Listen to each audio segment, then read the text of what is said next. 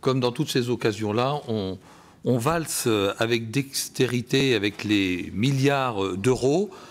en oubliant parce que je n'ai absolument pas entendu parler de politiques particulières qui ont été conduites et de l'impact de ces politiques, notamment sur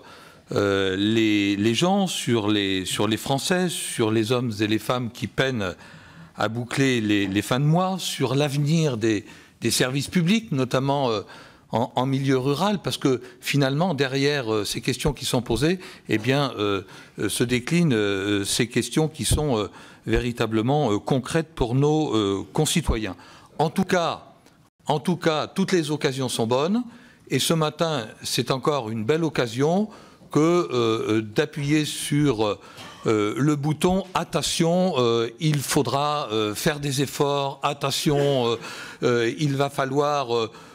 serrer les vis » et puis on va avoir tout à l'heure le ministre de l'économie et des finances, le ministre du budget qui vont venir nous dire la même chose et nous expliquer les décisions qui sont déjà prises pour baisser les différents budgets. Alors, moi, ce que je n'ai pas entendu ce matin, je n'ai rien entendu encore une fois sur les mesures qui auraient pu être prises concernant la fraude et l'évasion fiscale. 60 à 80 milliards d'euros. 60 à 80 milliards d'euros. On parle de 4 milliards ici, 4 milliards là, mais c'est énorme. Et puis la question scandaleuse du CICE, censé rétablir l'emploi dans notre pays.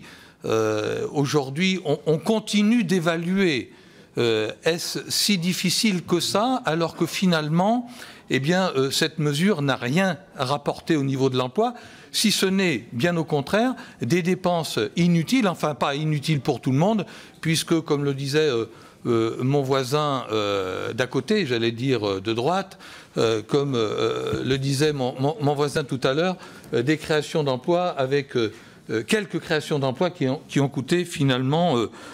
fort.